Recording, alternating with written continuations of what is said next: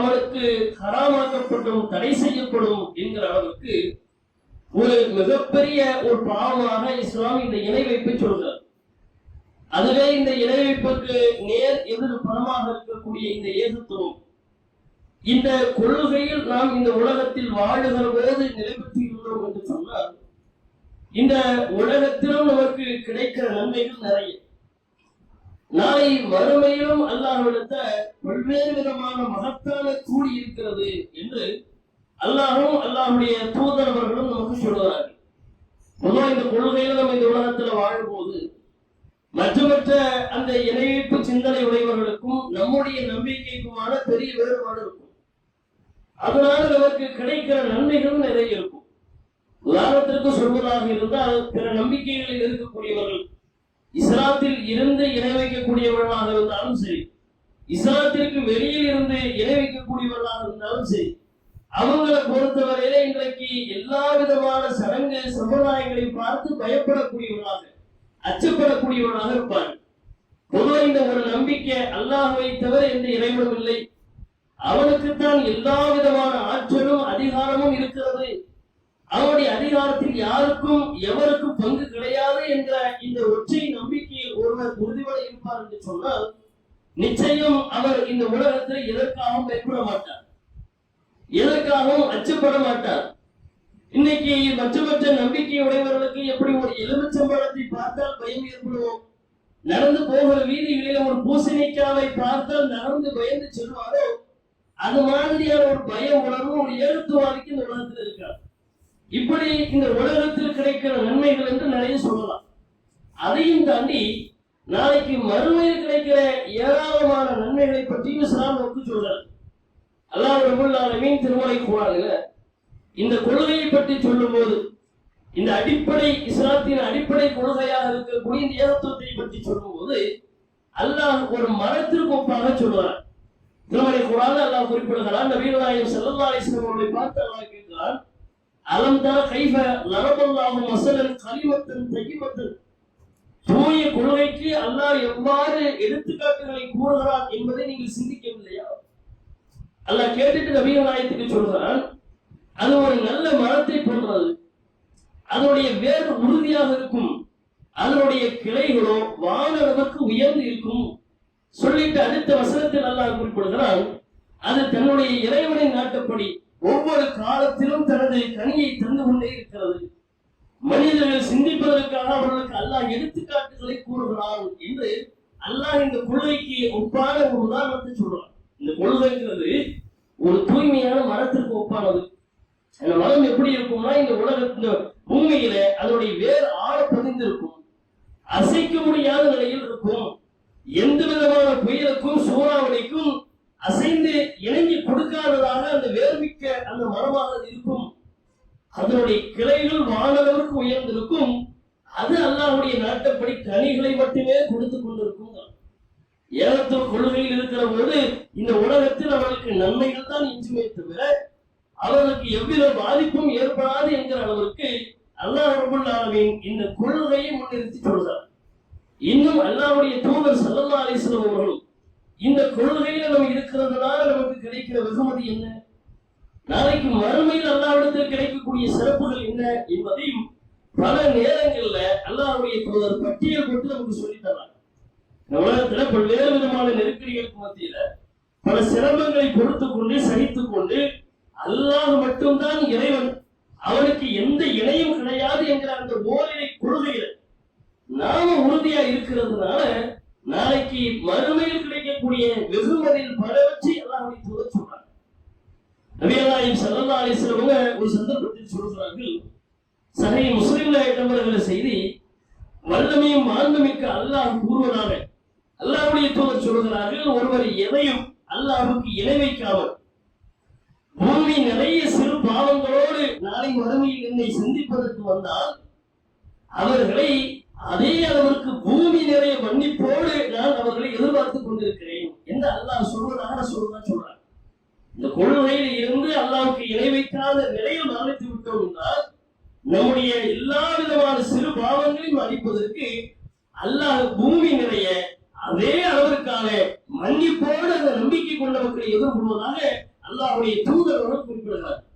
நாளைக்கு மறுமையில் கிடைக்கிற சிறப்புகளில் ஒரு சிறப்பான சொல்லுதான் சொல்றாங்க. இது செய்து கொண்டிருக்கக்கூடிய சிறு பாவங்களை எல்லாம் இணை வைக்காத நிலையில் ஒருவர் இருந்தார் என்று சொன்னால் அல்லாஹ்விடத்திலிருந்து அவருக்கு அதிகமான மன்னிப்புகள் வழங்கப்படுகிறது என்று அல்லாஹ்வுடைய தூதர் குறிப்பிடுறார். இன்னும் அல்லாஹ்வுடைய தூதர் ஸல்லல்லாஹு அலைஹி வஸல்லம் பல நேரங்களில இதனுடைய சிறப்புகளை பல செய்திகளின் வாயிலாக நமக்கு வளர்க்கிறார். நாளைக்கு மறுமையில் நடக்கக்கூடிய ஒரு நிகழ்வு அல்லாஹ்வுடைய தூதர் சொல்றார். திருமதியிலே நம்புகிற செய்தி, அல்லாஹ்வுடைய தூதர்கள் சொல்கிறார்கள், நாளைக்கு படைப்பினங்கள் எல்லாம் கூடியிருக்கிற போது ஒரு பாவையான அடியாரிடத்துல ஒரு அடியாரை அல்லாஹ் அந்த சபையில அழைப்பான். அழைச்சு அந்த அடியாரிடத்துல அவன் தொடர்பான 99 விதமான ஏடுகள் வழங்கப்படும் சொல்றாங்க. அன்னைக்கு மறுமையில் விசாரணைக்கெல்லாம் எல்லாம் காத்திருக்கும் போது ஒரு பாவையான அடியாரை கூப்பிடுறான். அழைச்சு அவரிடத்துல 99 விதமான ஏடுகளை அல்லாஹ் கொடுப்பான். இந்த ஏடுகளை பற்றி அல்லாஹ் குர்ஆன்ல பல இடங்கள்ல சொல்றான். ஒவ்வொரு மனிதனுக்கும் இந்த உலகத்துல வாழும் போது அவருடைய கழுத்துக்களில் ஏடுகளை பொருத்தி வைக்கிறோம் அல்லாஹ் சொல்றான். ஒவ்வொரு இன்சானின் ஒவ்வொரு மனிதனுடைய கழுத்துக்களிலும் அவர்கள் தொடர்பான ஏடுகளை நாம் மாட்டி இருக்கிறோம். நாளைக்கு மறுமையில் அல்லாஹ் சொல்றான், இக்ரா கிதாபக, அந்த ஏட்டை வெளிப்படுத்தி அல்லாஹ் சொல்லுவானா, ஓ கிதாபன் இப்படி கஃபாபி நஃப்ஸிக யௌம அலைக ஹஸிபா, இன்றைய தினத்தில் உன்னை பற்றி கணக்கெடுப்பதற்கு நீயே போதுமானவன் என்று சொல்லி அவனிடத்திலே அவன் ஏடு கொடுக்கப்படும் அல்லாஹ் குர்ஆன்ல சொல்றான். இதே ரசூலுல்லாஹ் சொல்றாங்க, இந்த ஏடு 1-2 ஏடு கிடையாது, 99 விதமான ஏடுகள் அவனுக்கு வழங்கப்படும். அந்த ஏடுகளுடைய அளவு எப்படி இருக்கும் தெரியுமா? அல்லாஹ்வுடைய தூதர் அந்த செய்தியை நமக்கு சொல்கிறார்கள். ஹுத்துல் பஸர், பார்வைகள் 8 தூரம் அளவுக்கு அந்த ஏட்டினுடைய நீளமும் அளவும் பறந்து விரிந்து கொண்டே இருக்கும். 99 விதமான ஏடு, ஒவ்வொரு ஏடும் பார்வைகள் 8 தூரம் அளவுக்கு இருக்கும். அதில் இருக்கக்கூடிய அவன் செய்த அநியாயங்கள், அவன் செய்த அக்கிரமங்கள், அவன் செய்த சிறிய பெரிய பாவங்கள் என்ற அனைத்தையும் இந்த உலகத்தில் எதையெல்லாம் மூடி மறைச்சிருப்பானோ அது எல்லாத்தையும் அந்த இடத்துல அல்லாஹ் வெளிப்படுத்துவான். அந்த ஏடு அவனுக்கு கொடுக்கப்படும். எல்லாவற்றையும் அவன் பார்ப்பான் என்கிற நிலையில் அல்லாஹ்வுடைய தூதர் அவங்க சொல்றாங்க. சொல்லிட்டு அல்லாஹ்வுடைய தூதர் சொல்றாங்க, அந்த ஏடு அவன் பார்த்ததற்கு பிறகு அல்லாஹ்வின் புறத்துல அவனிடத்துல கேட்கப்படும், அத்துன்கிரு மின் ஹாதா ஷையன், இதுல இருக்கிற எதையாவது நீ மறுக்கிறியா? இந்த ஏட்டில் இருக்கக்கூடிய செய்தி ஏதாவது உண்மைக்கு புறமா இருக்குது, நீ ஏதாவது சொல்ல விரும்புறியா? திரும்ப சொல்லிட்டு அல்லாஹ் திரும்ப கேட்கிறான், அவ்வளவுக்க கத்தமத்தின் ஹாஃபிதும், அல்லது என்னுடைய எழுத்தர்கள் உங்களுக்கு அநியாயம் செஞ்சிட்டாங்கன்னு அவங்க மேல குற்றம் சாட்ட நீங்க விரும்புறீங்களா? படைச்ச ரஹ்மானுடைய தீர்ப்பு எப்படி இருக்கும் பாருங்க. அவனுடைய அந்த நீதி வளாகம் இன்னைக்கு இந்த உலகத்துல நீதி வழங்குகிற இடம் மாதிரி அல்லாஹ்வுடைய அந்த ஜட்ஜ்மெண்ட் இருக்கு. நீங்க எவ்வளவு தீர்ப்புகளை எவ்வளவு வழக்குகளை வாதாடுகிற விதங்களை பார்க்கிறோம். சுப்ரீம் கோர்ட், உச்ச நீதிமன்றம், உயர் நீதிமன்றம், உலக அளவுல ஐநா நீதிமன்றம் சொல்றோமே, இது எல்லாம் அண்ணாந்து பார்க்கிற அளவுக்கு அல்லாஹ் ரப்பல் ஆலமீனுடைய அந்த தீர்ப்பு வழங்குகிற அல்லாஹ் நீதி செலுத்துகிற அந்த விதம் ஒரே ஒரு சதவீதம் கூட ஒருவர் எனக்கு அநீதி இழைக்கப்பட்டு விட்டது என்று கூட சொல்ல முடியாத அளவுக்கு ரொம்ப கனகச்சிதமான வகையில அல்லாஹ் ரப்பல் ஆலமீன் விசாரித்து தீர்ப்பு வழங்கக்கூடியவனாக இருப்பான். அல்லாஹ் கேட்கிறான், இதுல இருக்கிற எதையா நீங்க மறுக்கிறீங்களா? அல்லது என்னுடைய எழுத்தர்கள் மாணவர்கள் ஏதாவது கூட எழுதிட்டாங்கன்னு அவங்க அநியாயம் பண்ணிட்டாங்க நீங்க சொல்ல விரும்புறீங்களா? இப்படின்னு நல்லா கேட்கிறான். திரும்ப அவரு அந்த மனிதர் சொல்வாரு, நான் யார் அப்படி என்னுடைய இறைவா அப்படி எதுவும் இல்லை. நான் என்ன செஞ்சிருக்கிறனோ, உலகத்துல நான் எப்படி வாழ்ந்தனோ அப்படி தெளிவாத்தான் அந்த ஏட்டில் இருக்குது. எதையை நான் மறுக்க விரும்பல என்று அந்த மனிதன் சொல்லுவான். சொன்ன உடனே அல்லாஹ் திரும்ப கேட்கிறான், அசலக்க முதல் வேற ஏதாவது காரணம் இருக்கா? எப்படி கேட்கலாம் பாருங்க. உலகத்துல இந்த மாதிரி தீமை செஞ்சதுக்கு, இந்த மாதிரி நன்மைகளை நீ செய்யாம இருந்ததுக்கு உங்ககிட்ட ஏதாவது காரணம் இருக்கா? இதனால செய்யாம விட்டுட்டேன், இதனால இப்படி செஞ்சேன், இந்த உலகத்துல ஒரு காரணம் தான் சொல்லி பழகிருப்போம்ல. காரணம் கேட்டா அந்த காரணத்துக்கு ஒரு காரணத்தை சொல்லுவோம். தொழில் அதுக்கு ஒரு காரணம் மட்டும் இருக்கும். இன்னும் தொழில் எல்லாம் தொட முடியாது பாய்வோம். ஹோட்டல் வச்சிருக்கிறோமே, ஹோட்டல்ல இருந்தாலும் தொழவே முடியாது பாய். வியாபாரம் லைன் வியாபாரம், என்னால நோம்பெல்லாம் வைக்க முடியாது பாய். இப்படி இந்த உலகத்துல பல காரணம் சொல்லுவோம். வட்டிக்கு ஏங்க வாங்குனீங்க? வட்டிக்கு வாங்கலாம் இன்னைக்கு ஒருத்தர் தொழில் செய்ய முடியாது வாங்க, பல காரணங்களை சொல்லி சொல்லி பழகிருப்போமே. படைச்ச ரஹ்மான் கேட்கிறான், உனக்கு என்னிடத்தில் இந்த நேரத்தில் சொல்வதற்கு ஏதாவது காரணம் இருக்கா? அப்ப அந்த மனுஷன் சொல்றான், நான் யாரப்பி என்னுடைய இறைவா, எந்த காரணமும் இல்லை, இங்க தப்பிச்சிடலாம், அல்லாஹ்விடத்துல தப்பிக்க முடியாது. அதை உணர்ந்து கொண்ட மனிதன் சொல்றான், இறைவா என்னிடத்தில் எந்த காரணமும் இல்லை. சொல்லி எல்லாம் முடிச்ச உடனே இந்த மனிதன், இதுக்கு மேல நம்முடைய நிலம் அவ்வளவுதான் என்று அவன் எண்ணிக்கை கொண்டிருக்கக்கூடிய நேரம். இவ்வளவு விசாரணை நடக்குது, இவ்வளவு ஏடு தந்திருக்குது, இதுல பார்த்தா நம்முடைய தலையெழுத்து மொத்தமும் தெரியுது, இதுக்கு மேல நம்ம இந்த சொத்தத்துக்காக போக போறோம் அப்படின்னு அவன் எண்ணிக்கொண்டிருக்கக்கூடிய நிலையில அல்லாஹ்விடத்திலிருந்து அவருக்கு சொல்லப்படுமா, பலா நீ கவலைப்படாத, இன்னலக்க இந்த ஹசனா, என்னிடமிருந்து உனக்கு ஒரு நன்மை இருக்கிறது. இவ்வளவு அநியாயங்கள், இவ்வளவு அக்கிரமம் செஞ்சுட்டு வந்துட்டோம், இவ்வளவு பாவங்கள் இருக்கிறது, இதை நினைச்சு நீ வேற நிலையாத, என் புறத்திலிருந்து உனக்கு ஒரு நன்மை இருக்கிறது என்று சொல்லிவிட்டு அல்லாஹ் கூடுதலா சொல்றான், இன்னமும் நான் முகமும் அழைக்கையோ, இந்த நாளில் எந்த மனிதனும் அநியாயம் அழைக்கப்பட மாட்டான், உங்களுக்கு தீர்ப்புங்கிறது சரியாகும் இப்படின்னு அல்லாஹ் சொல்றான். சொல்லிட்டு அல்லாஹ் மாணவர்களுக்கு கட்டளையிடுவான், இவர் சம்பந்தமான இன்னொரு ஏட்டை நீங்க எடுத்துட்டு வாங்க. அந்த ஏடு சின்ன ஒரு சிறிய ஏடு, இங்க 99 விதமான ஏடு. அல்லாஹ் தராசுல நிறுத்து பார்க்கறதுக்காக ஒரு பக்கத்துல வைக்கிறான், இன்னொரு பக்கத்துல வைக்கிறதுக்கு ஒரே ஒரு சின்ன ஏட்டை எடுத்துட்டு வாங்க நல்லா கட்டளையிடுவான்.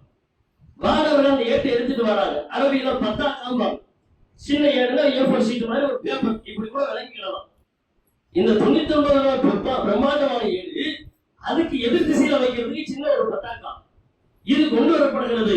இது இந்த புறத்துல வச்ச உடனே இந்த பக்கம் கலத்து அந்த 99 விதமான ஏடுகளும் உயர்ந்து விடுகிறது, அல்லது தூள் தூளாக பறந்து விடுகிறது என்று அல்லாஹ்வுடைய தூதர் சொல்றாங்க.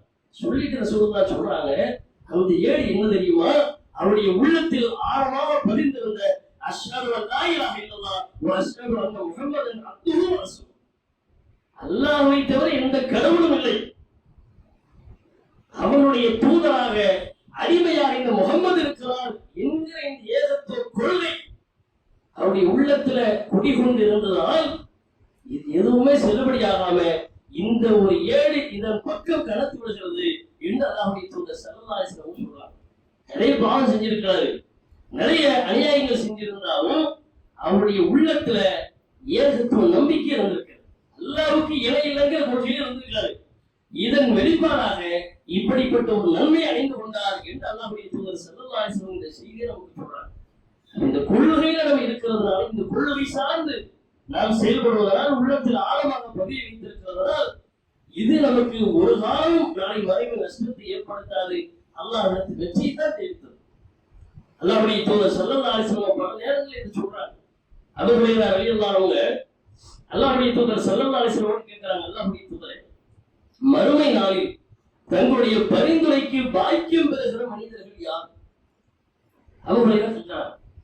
கேட்டவுடன் அல்லாஹ்வுடைய தூதர் ஸல்லல்லாஹு அலைஹி வஸல்லம் திரும்ப அபூ ஹுரைராட்ட சொல்றாங்க, என்னை பற்றிய செய்திகளை அறிந்து கொள்வதில் உங்களுக்கு இருக்கக்கூடிய பேரார்வம் எனக்கு தெரியும், அதனால் இந்த கேள்வியை உங்களை தவிர யாரும் கேட்க மாட்டாங்கன்னு நான் நினைச்சுக்கிட்டு இருந்தேன். அதே மாதிரி அபூ ஹுரைராவே நீங்க தான் அந்த கேள்வி கரெக்டா கேட்டுட்டீங்க. ரசூலுல்லாஹ் சொல்றாங்க, இப்படி இந்த ஒரு விஷயம் கேட்டு விளக்கம் பெறுவதற்கு இந்த சமுதாயத்துல வேற யாரும் முன்னுக்கு வர மாட்டாங்க.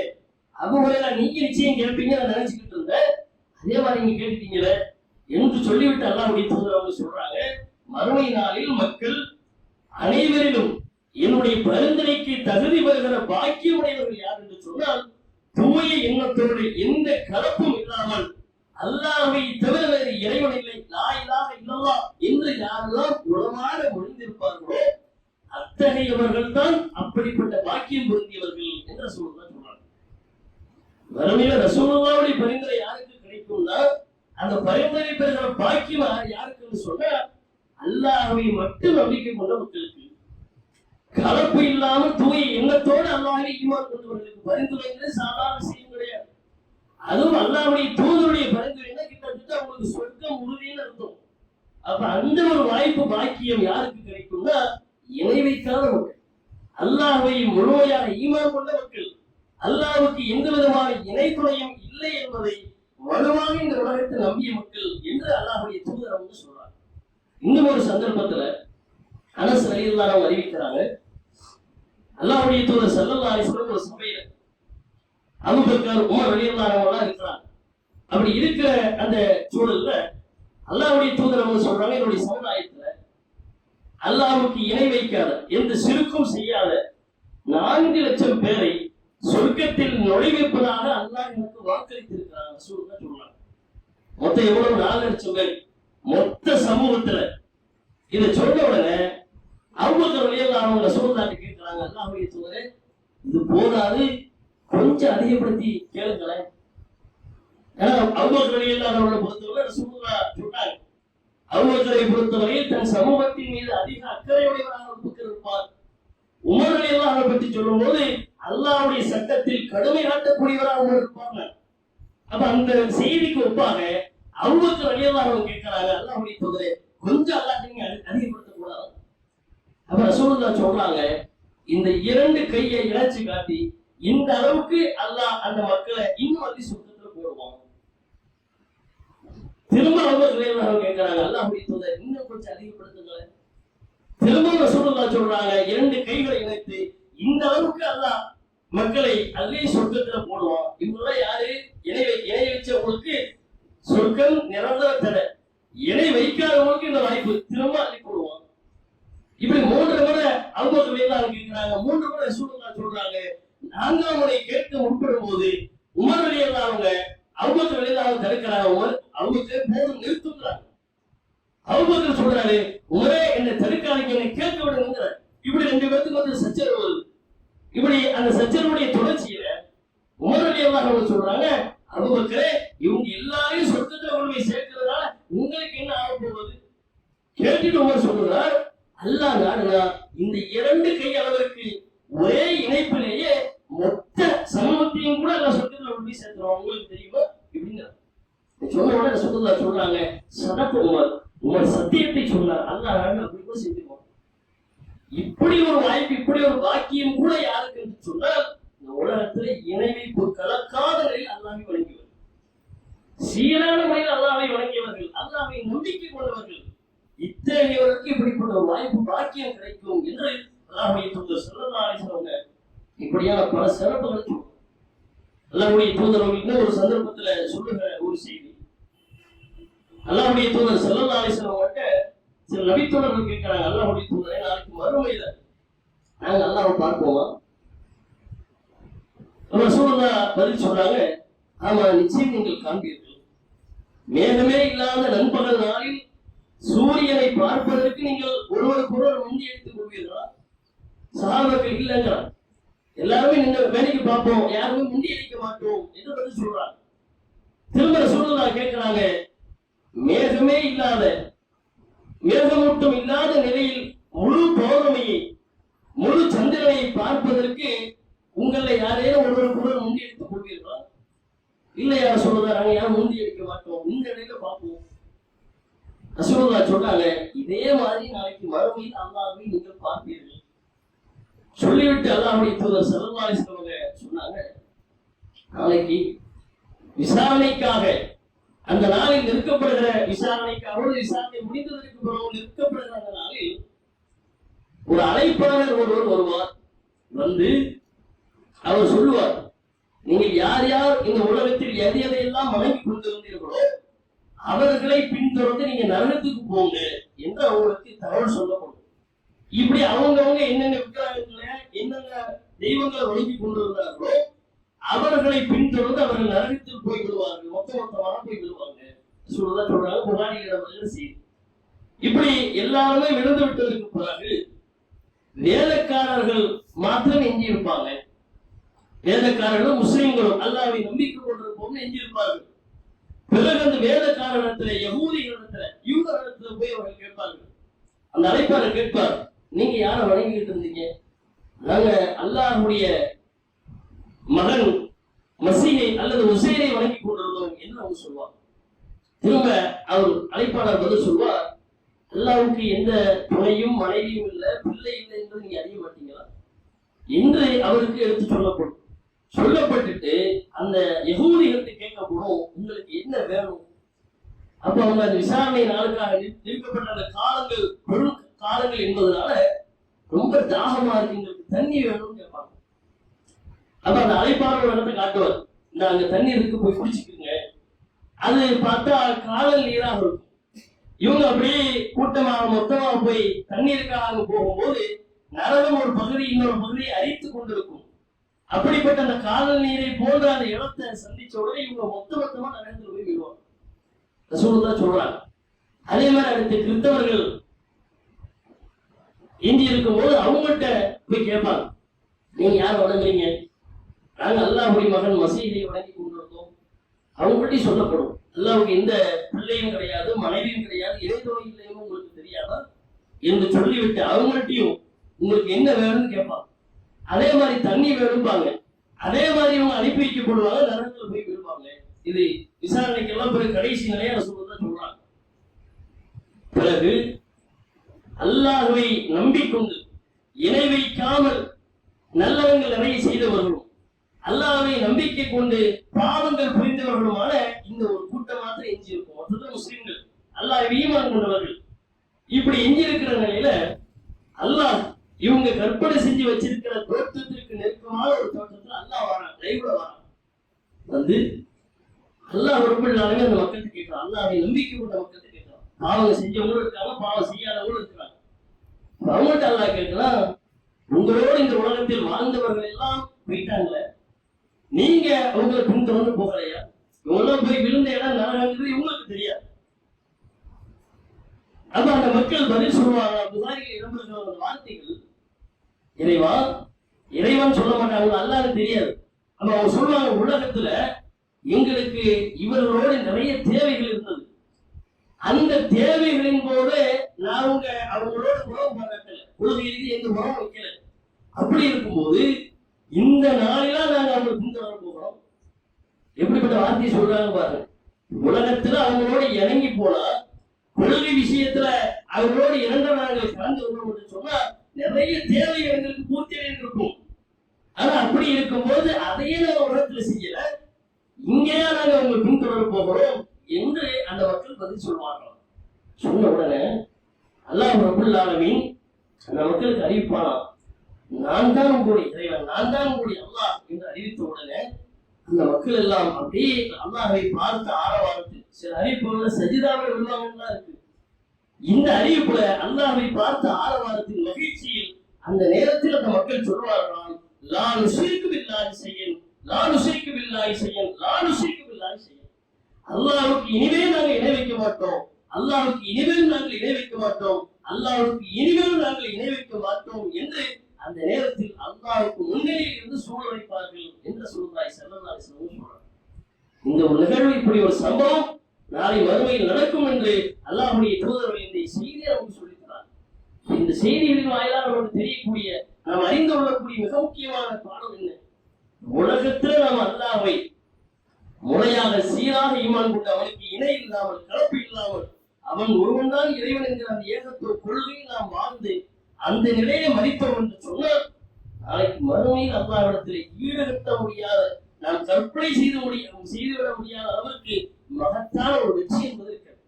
சில நேரங்களில் இந்த கொள்கையில் நம்ம இருக்கிறதுனால உலகத்தில் சில சோதனைகள் கூட வரலாம், சில நெருக்கடிகள் கூட இருக்கலாம், சில இழப்புகளை கூட சந்திக்க நேரிடும். இந்த உலகம் தீர்வல்ல, நாளைக்கு மறுமையில் அல்லாஹ்விடத்தில் இதற்கான மகத்தான கூலி, மகத்தான நன்மை இருக்கிறது.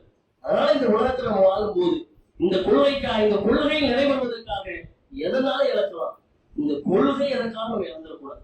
இந்த கொள்கையை நிலைத்து நின்று இந்த கொள்கைக்காக வாழ்ந்து கொள்கைக்காக மரணித்தோம் என்று சொன்னால் அல்லாஹ்விடத்தில் இருக்கக்கூடிய கூலி, அல்லாஹ்விடத்தில் நமக்காக இருக்கக்கூடிய தர்ஜா என்பது உயர்வானது, மகத்தானது. அதை விளங்கி மேலும் நம்முடைய வாதங்களை இந்த கொள்கையில் வலுப்படுத்திக் கொண்டு ஈரோடுகள் செய்வதற்கு முயற்சிப்போம். அல்லாஹ் ரப்பல் ஆலமீன் அதற்குரிய வாய்ப்பை நம் அனைவருக்கும் தர்க்கமாக என்று துவா செய்து இந்த முதல் அமர்வை நிறைவு. இந்த ஏகத்துவ கொள்கையினால் நாம் அடையக்கூடிய மேன்மை என்னவென்பதை சுருக்கமாக முதல் முறையில் அறிவித்தோம். இன்னும் இது சம்பந்தமான நிறைய செய்திகளும் குர்ஆனிலும் ஹதீஸிலும் நம்மால் பார்க்க முடியும்.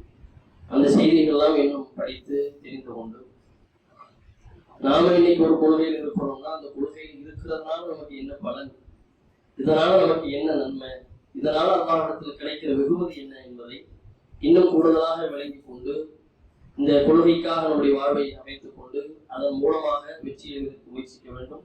அல்லாஹ் ரப்பல் ஆலமீன் அதற்கான தௌஃபீக்கை நம் அனைவருக்கும் தரட்டுமாக என்று துஆ செய்து இந்த ஜும்மாவை நிறைவு செய்கிறேன்.